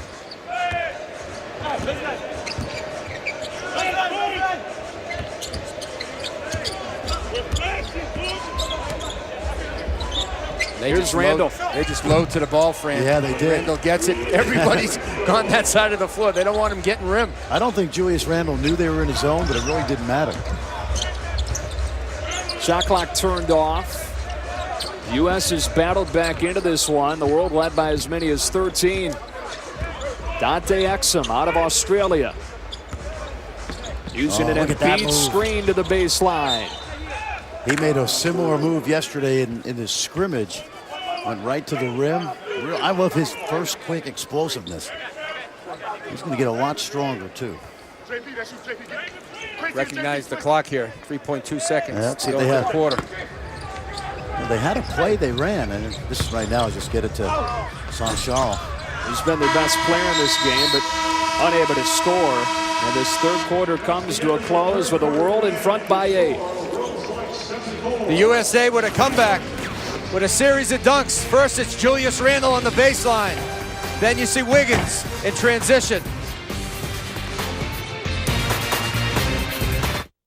Put your hands up, it's alright. Sing it until the sunrise. And if you can't sleep, do it all night. Sing it and don't you ever fade away. Don't put your hands up. Don't put your hands up until the sunrise. Excellent work by our production team here in Portland, Oregon, as we move to the fourth quarter with the 16th Nike Hoop Summit. The world has been in charge most of the way. 8-point lead as we start the fourth. And you see Dennis Schroeder back now for the world, who's given Team USA's guard some problems today. So Roy Rana's team weathered the storm at the end of the third quarter with him on the bench. Interesting matchup. He has Demetrius Jackson on him. He's going to Notre Dame, a very athletic, strong guard. So 2 strong athletic guards going head-to-head. Karasev fading away and hitting a 3. A lot of people think he's going to be a first rounder. You see part of the reason why. He's the only guy in this game that has been in the London Olympics. He was with the Russian team, coached by David Blatt, former Princeton point guard out of Boston. Coming in, this. he was too open. Yeah. Coming into this week, NBA scouts were thinking late first round. Fran, did he play himself into the mid-teens this week in practice? I think he's a guy that would go 17 to 30, really. No, he's having a very good start to his career in Russia. Early on in this fourth quarter, the world with an 11-point lead over the U.S. Andrew Harrison leading the way with 15. Julius Randle in double figures as well. John Charles out of France with 17 to lead all scorers in this game. See, I thought right there Randle needed to just power that one up. You know, Paul, he caught it in there with a low shot clock. Just take it to the rim. And to his defense, he hasn't played with a shot clock very much in his career. And that's why our high school game needs a universal shot clock with a universal time. Don't disagree there. Our players would be so much more skilled and be able to think the game. John Charles meeting Aaron Gordon at the rim, but he's called for the foul. John Charles, 19 points and some solid defense, too, but he gets whistled here. How about this? That's verticality there, bro. Love the jump stop by Seriously, Demetrius look at Jackson. that. I mean, that's verticality. That's a great block. That's science at the rim. They called the foul on Karasev. It's his first. Aaron Gordon, the number 4 player in the ESPN 100, headed to Arizona next year. With an 0 of 2, and the U.S. down 13. This match is the largest lead of the game for the world squad. Look at that ball movement. Oh, my goodness. Look at that ball movement. And it's Exum, the beneficiary. And Fran, the passes are quick. They don't hold the basketball No. in their hands, the world team. As soon as they see the open man, they get rid of it. Randall will shoot 2, and again, this is a team that's been together for 1 week, sharing the ball like that. But if you talk to the world team coaching staff, they have had great chemistry this week. And take a look right there. That's textbook. You got big guys handle it, little guys finishing. Pretty good. Carl Towns just got called for his 4th, Paul. The guys are playing with their head up and eyes up, looking for each other. And sometimes in our game, our guys get the ball, they put their head down, and it's dribbling. To keep your head up, you can make passes. I've enjoyed my experience coaching international players, both at the college level and over in Europe at the Euro camp. And these kids have a good feel for the game at an early age. They don't often have our athleticism. Sometimes they do. Those are the guys that turn out to be the Nicholas Batums, the Serge Ibakas, but have a good understanding of the game, and they've adjusted well this week to each other. You can tell. Randall free throw, snaps a 7 run to begin the quarter.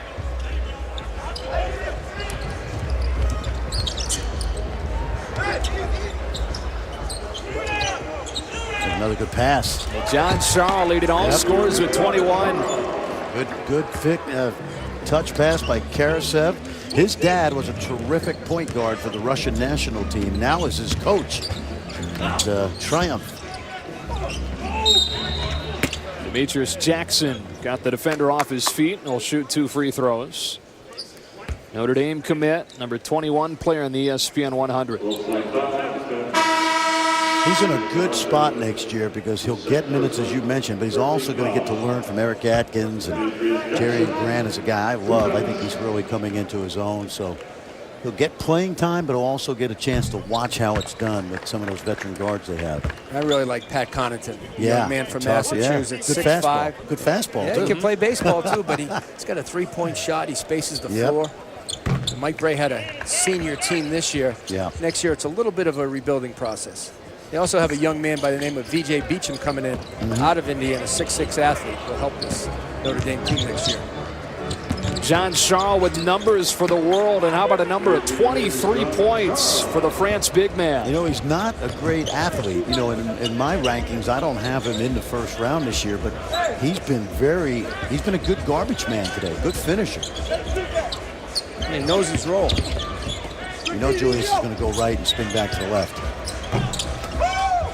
And that he did, left it short to 22-4 world run. Karasev with a bullet of a pass. Coming at us. And Wiggins' pass deflected out of bounds. 7:10 left in a 16-point game. What's got to change for the U.S. to have a shot down the stretch? Well, they're not able to slow down this attack. A good ball movement by the world, and they haven't gotten enough stops, as evidenced by giving up 85 points in 33 minutes. Think about that. Yeah. That's been the difference. No stops when they needed to. They got themselves back in the game a couple of times with their defense and transition offense. A little bit of a delay game here. Karasev can't hit the 3. Demetrius Jackson, smallest player on the floor right now, in for the rebound. And so often in these games, Fran, defensive transition, you get killed on. Oh, Rondé Hollis-Jefferson continuing to impress. He plays hard no matter what. He doesn't need a play run for him. He just needs to be in the game. You know, his passion energizes his talent. Another play right there. Good hustle, but threw it to the wrong man. And Wiggins able to finish. Wiggins now with 15. Oh, that's not happening. Not a good decision by Casey Hill right there. I think right now Team USA is in a panic mode. If you can tell, they're trying to hit doubles and triples instead of singles, and Mike Jones not very happy. And that's the growth in Casey Hill. The ability to get in the lane, yes, but his decision making right at the rim needs to improve. You know, he wants the home run, like you said. He wants to get it all on one play, one possession. Sometimes Casey Hill has to just bring the ball back out and reset the offense. And if he doesn't learn that, he's going to sit behind a very good point guard next year in Scotty Wilbekin. I think they'll play together some, but I think Scotty Wilbekin was the underrated guy on that Billy Donovan team this year.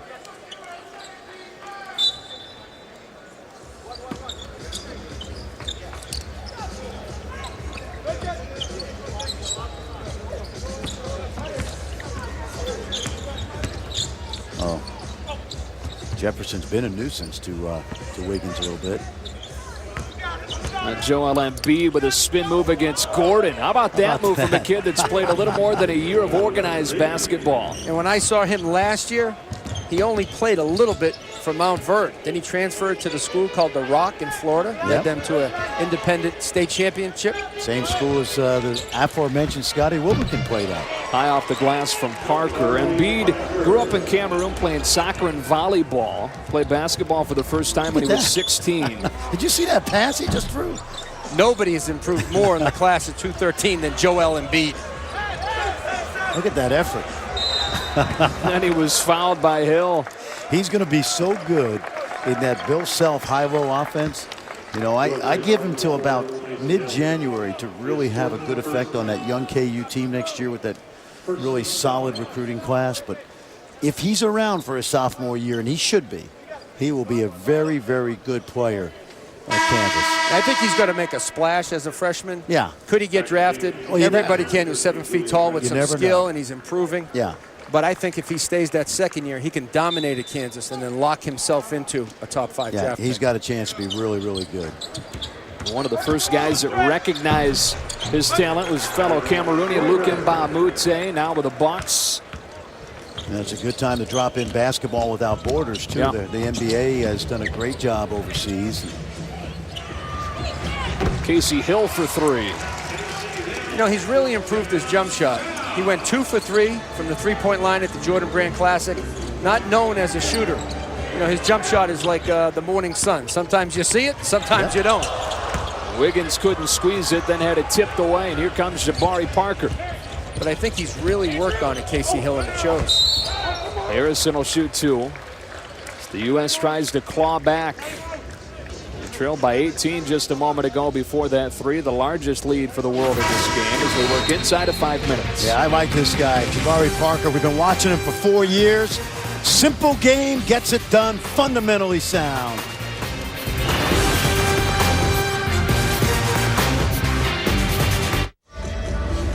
Well, the world just a moment ago had an 18-point lead. It was its largest of the game. It's still 15 with inside of 5 minutes. The U.S. trying to battle back in an event they're 11-4 in its 15-year history. With Fran Fraschilla and Paul Biancardi, I'm Joe Davis. Welcome back here to Portland. Jabari Parker with a nice little flurry here. What is it that makes him as good as he is, Paul? He demonstrates the ability to score the ball in different spots of the floor. You know, he has a three-point game, a middle game, and a paint game. This kid is a competitive player. He's been taught and he's used the fundamentals, Fran, at an early age. And he doesn't take anything for granted on the court. And when his team walks off the court, it usually wins. That's what makes him special. Yeah, I love the fact that his dad was a tremendous player, an NBA first-round pick, great family, great character kid. You mentioned those 4 straight state championships. Not easy to do in the state of Illinois. And remember, he also, as we've talked about a number of times today, a lot of international experience wearing that USA jersey. And I think we'll see him in the future as he goes on into college and then the NBA. And at Duke, you know, he can play the small forward, the power forward. You put him in a pick and pop. He can have the ball or he can set the screen, play a high-low game. I mean, Coach K can move him around and he'll be productive. You talk about all the skills on the floor, and then you've got Rob Smith, his head coach, who told us earlier this year, Paul, that even with all that, you got rid of what he did on the floor, people would still really love him because of how good of a kid he is. He's a great kid. You know what he is? Jabari Parker is a great teammate. And Fran, we don't talk about that enough when we talk about the players. We talk about their skills and athletic ability. Jabari Parker is a great teammate. Guys want to be on his team. And let's be honest now. The biggest challenge John Calipari is going to have at Kentucky next year is not the fact that he's got this great talent. It's going to be getting them to play together. Likely he will, because he's done it before. Yeah, he's a master at fostering chemistry, but he's got to teach cohesiveness. He has to make sure his Kentucky Wildcats like each other. Demetrius Jackson on the run out, lays it in. U.S. has it back to a dozen, and a timeout taken by Roy Rana. Well, here's that quickness. We talked about Demetrius Jackson, young man, as we mentioned, from northern Indiana, right in the shadows of the Golden Dome. Mentioned John Gross in Illinois, almost stole him, almost got him to Champaign, broke their hearts. As soon as Gross got the job, baby, he knew where he was going. Former assistant at Ohio State, he had the recruiting landscape mapped out. One that could not get away from Mike Bray in that Irish program. Now, Mike Bray doesn't press a lot, but for Demetrius Jackson, he put on the full court press. You know, he played a fast-paced game to get him. Right now this is the time where Mike Jones, this next minute or so is going to determine the outcome of this game, obviously. But the one thing about the World we've seen is they move the ball well. Haven't really been rattled very much by any kind of full court pressure. They led by 18 just a couple of minutes ago. The U.S. has it down to 12 with 4:10 left to go. The U.S. has never lost back-to-back Nike Hoop Summits. They lost by 9 to the World Squad, also led by Andrew Wiggins last year. And this year in a game with, as Chad Ford, ESPN's NBA insider, says 8 or 9 2014 lottery picks on the floor. Chad talks to every team in the league every day, gives you a really good pulse of who's going where. We'll be together at the NBA Combine in Chicago and start breaking down the draft. And Chad's sources, if you will, very, very good around the league. And he's dialed into the NBA game, the NBA draft. He really is. He's fun, great fun at to talk to. projection of where these guys are going to go and if they're going to go. And he gets the scoop for us at ESPN. He does, because teams trust him, and he does talk to, he talks to guys that are going to make the decisions. Here's that full court pressure again, guys. And again with a 24-second shot clock, an added advantage for a team trying to come from behind. Down 12 with 4+. And Joe, to your point, can you imagine if we weren't playing with a shot clock right now and the world team was up double figures with 4 minutes to go? Yeah. There would be no interest in this game. It wouldn't be exciting. A shot clock has to come to the high school game. Andrew Harrison gets fouled. Now going to be important for the U.S. to make some free throws down the stretch, just about 60% on the night. With the opportunity to go in the foul line, Fran, you stop the clock, you make your free throws, you set up your pressure. What the USA team doesn't want to do now is just turn around and commit foolish fouls. Exactly. D up for 24 seconds, see if you can get an old-fashioned stop. That was the point you made earlier about the Harrisons. They know how to invite contact on the drive. Andrew Harrison went right at Andrew Wiggins.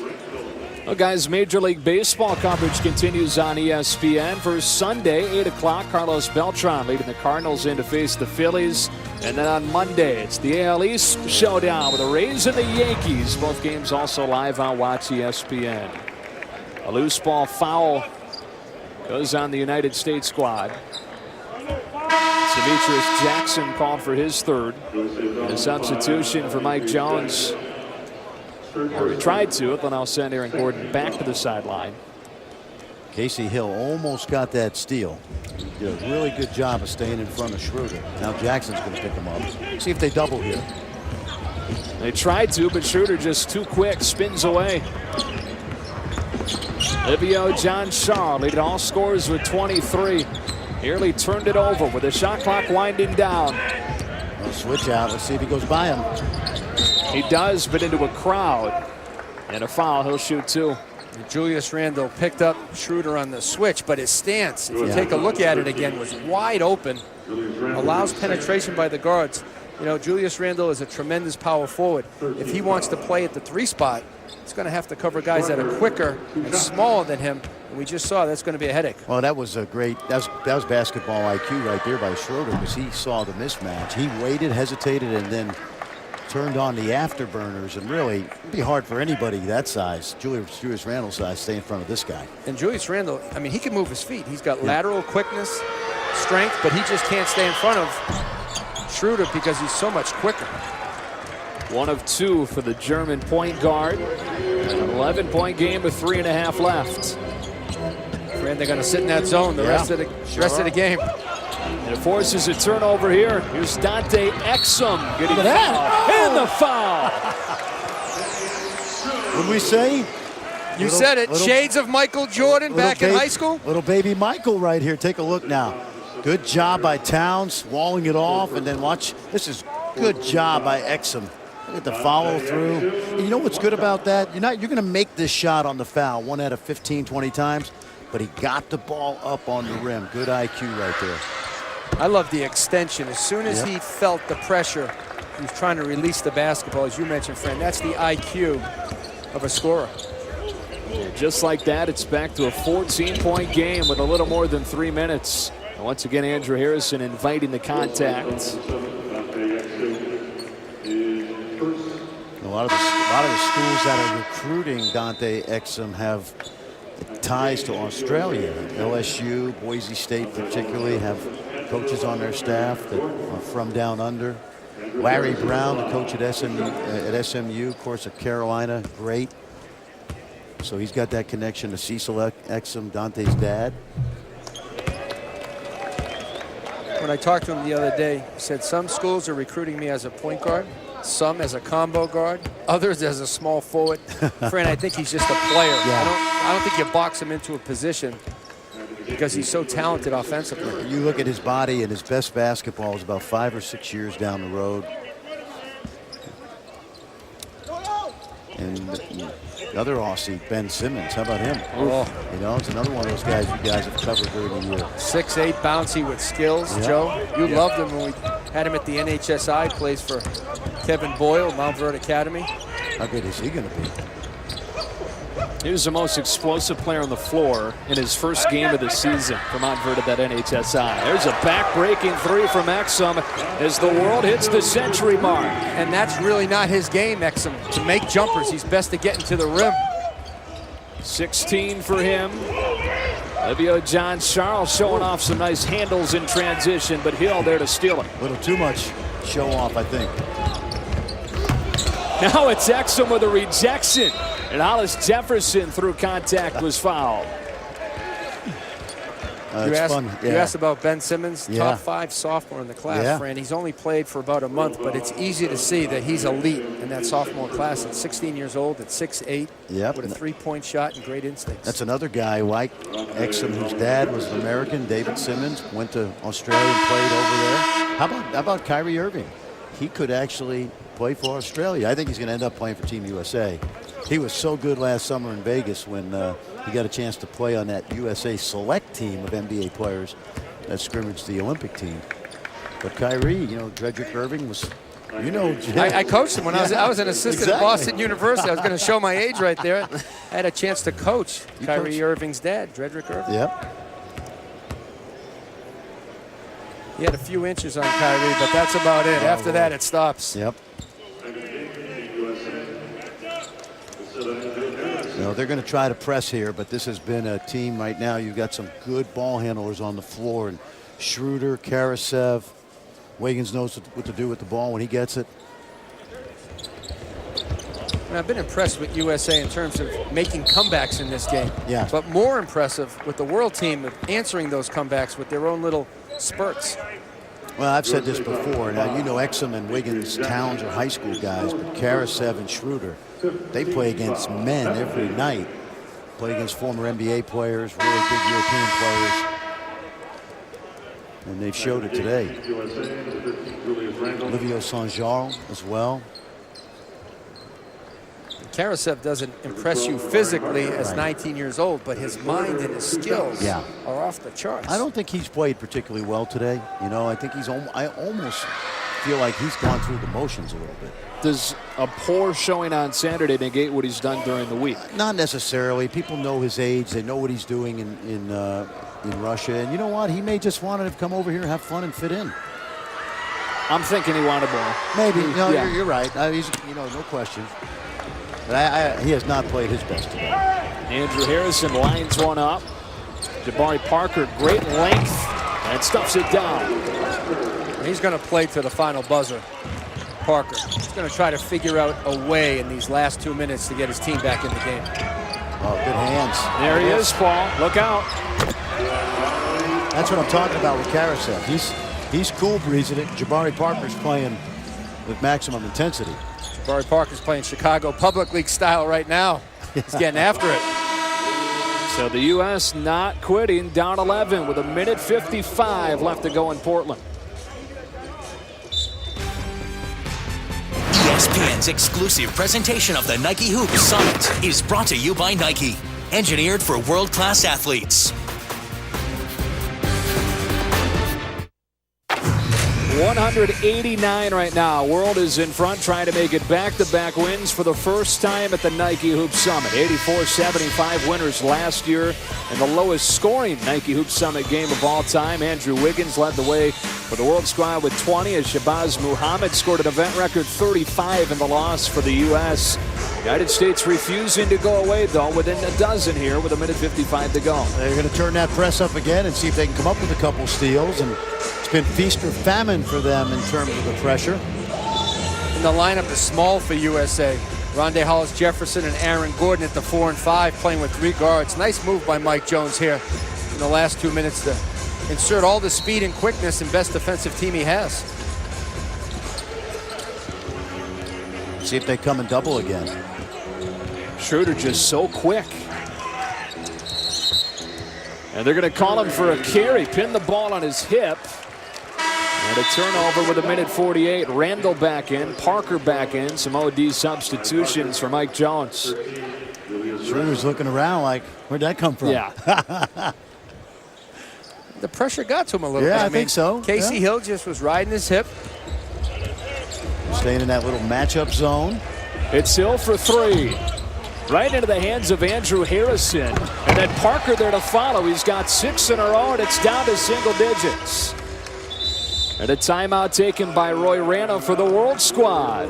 6 in a row for Parker. U.S. refusing to go away. Six straight points for Jabari Parker, and USA within 9 here with 1:38 to go. Parker now leading all scorers with 20. The nation's number 2 player has advanced skills. He can score the ball in the paint, at the 3-point line, or at the mid-range. He also can do it with and without the dribble. Jabari Parker figures out a way how to put the ball in the basket, and he's more athletic than he looks. 4-time state champion at Simeon in Chicago, and headed to Duke next season. He starts this segment on the bench, as Mike Jones has done that with putting his best defenders out there, and with OD substitutions trying to come from behind.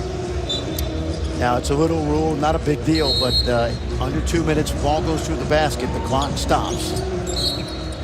And they're going to foul and try and extend this game with 1.5 minutes left. Dennis Schroeder will go to the line.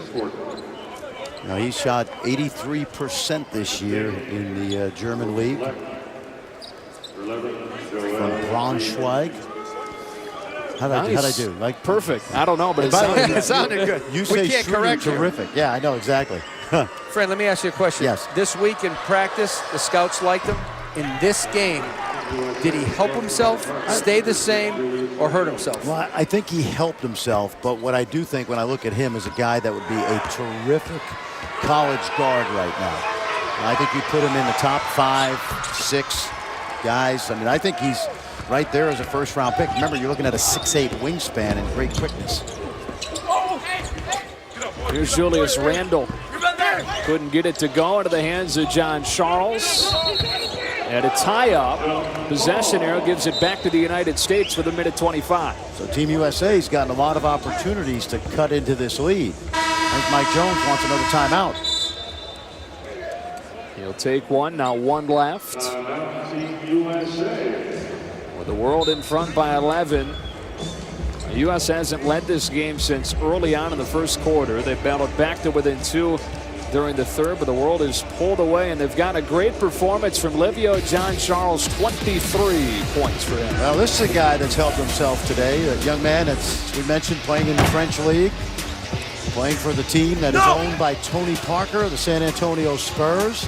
6'9", running the floor, finishing some garbage baskets, as we've talked about. He's handled the ball well. It's what we talked about earlier, Paul. He does what he does well. He finishes around the rim, not trying to show everybody that he can shoot threes or play outside the lane. When I watch him play, I see a guy who enjoys to do the little things. You know, screen, run, and rebound. You know, it's so refreshing, Fran, to see a guy who's comfortable with who he is, whether it's a power forward, center, or point guard, and not try to be somebody he's not. That's how you become less productive versus more productive. And that's how and conversely, that's how you help a team. When you do what you do well. If your team needs you to score, if you're a shooter like Kara said, you shoot the open three. Handle the ball, give it to Schroeder. Livio Sanjal today been terrific around the basket. 23 points, 13 boards. You said Schroeder probably helped this case. Livio John Charles was a guy that came in knowing that he'd declare at some point. Does today's performance convince him and the people around him that he's ready? I don't know. What'll happen with these kids and their agents, because he is a professional, is his agents will talk to NBA teams to try to get a feel. And oftentimes a team that really likes a guy like him might say, leave him in. We got the 23rd pick. We'll take him. We'll promise we take him. So there's a lot of get back and forth the next 3 months. It's not just what you do today. It's the conversations your agent has with NBA teams. Schroeder off of the feed from Karasev. And again, the international players have a 10-day window at the end where they can pull out before that. That's exactly right. Whereas the high school, particularly college guys, I should say, nice move by Randall. The college guys have got to the end of this month, I think it's the 28th, to make their intentions known for good as to whether they're going to stay in or not. And they're trying to find out right now where they stand in that NBA draft come June 27th. Some people speculating that might be part of the reason Andrew Wiggins is waiting as long as he had, seeing what happens at the other schools as far as guys declaring and guys deciding to stay. Yeah, I think he's waiting to see who he's going to play with to give himself the best chance to win. You know, Fran, he may not even just make a decision. He may just show up on a college campus in September, and you know why? He can. Absolutely. Everybody will be waiting with open arms if Andrew Wiggins decides to show up in September. He probably is not going to sign any letter of intent. Just simply show up. He's just going to torture four coaches. That's all. He's going to torture 4 head coaches here the next few weeks. He's probably heard that question, right? Paul, you've been around him a lot this year. He's probably heard that question 10,000 times. Where are you going? And then when are you going to make your decision? Yeah. And that carries a lot of weight on a young man in terms, and he's fought through those questioning from the media in terms of getting through it on the court, not really letting it affect his play. But there's something that tells me that the weight of the world is on his shoulders, and it would be best for him when he's ready just to declare where he's going to go to school and put it behind him. He's a quiet kid. He says he doesn't love all the attention that he gets. And you mentioned the weight of the world on the shoulders with the decision. We saw Paul earlier this year, Jabari Parker, not play very well. Granted, he was coming off an injury, but not play very well when he was still weighed down by that decision, and a different guy once he declared for Duke. Because there's other things on your mind besides basketball. The recruiting, Fran, as you know, it can consume you as a coach, but as a recruit, it can really eat you up. Well, because every coach is telling you you're going to be a great player for them, and it does fill your head up with a lot of things, and you have to be mature enough to cut through, you know, the great recruiting pitches and figure out, hey, where am I best suited the next year, 2 years, whatever it takes for a guy like Jabari Parker to reach his dream and play in the NBA, which he's going to do in time. Rondae Hollis-Jefferson, future Arizona Wildcat, makes 1 of 2. But a good day for him. Now 17 points. With the world inside of a minute from its first back-to-back wins in Nike Hoop Summit history. You know, Gordon gets called for the foul. Sean Miller's going to lose Solomon Hill, a guy I really love as a guy that came not out of nowhere, Paul, because he was signed at USC, ended up at Arizona. But his versatility, I think, that's where Rondae Hollis-Jefferson is going to fit right in. He's just going to replace what Solomon Hill has done for Sean Miller the last 4 years, and maybe a better athlete. And they also lose Grant Jarrett, the freshman, 6'10", who declared for the draft. A great outside shooter for a big guy. But we talk about Aaron Gordon, Rondé Hollis-Jefferson. Sean Miller is going to have a pair of versatile athletes who can really defend. These guys not just are athletically good defenders, they want to defend. They have the mindset to play defense first. How will they fit in with Brandon Ashley and Caleb Turnowski? I think they can play, maybe at the 3 spot defensively. I think they'll be great at the 4. Heck, you can put them together at the 4 and 5 and play small, and you'll be good on the glass still. And Sean Miller's going to have a lot of options next year. He can play big or he can play small. We talked about the transfer, T.J. McConnell, Nick Johnson. And remember this name, Gabe York, young man out of California, can stroke it. Arizona, top 10 next year, I think, preseason. I think so. There's no question. I love their talent, and Sean Miller's done a really good job in his time in Tucson. There goes a long ball.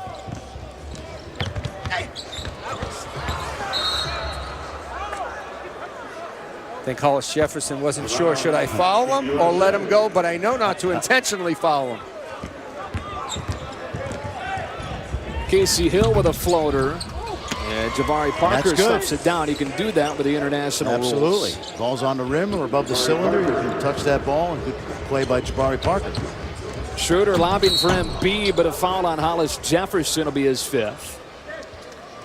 With 17 seconds remaining in this one. The Kansas basketball staff, Fran, has to be excited when he shows up in June for individual workouts. No, and again, because we both know he's raw, I think by mid-January, of course, they don't have they've got Landon Lucas who redshirted, and Perry Ellis really came on this year at the end of the year, really finished strong.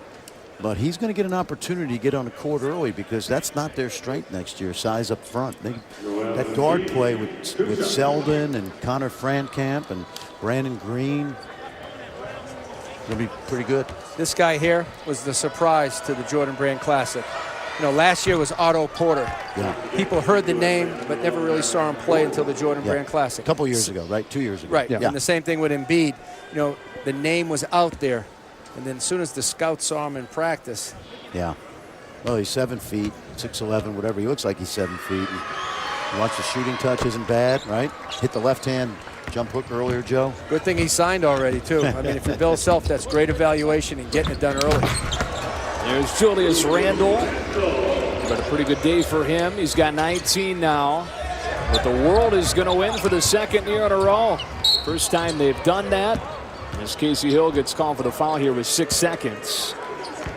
Now this was, you talked to both coaching staffs this week. This game was very important.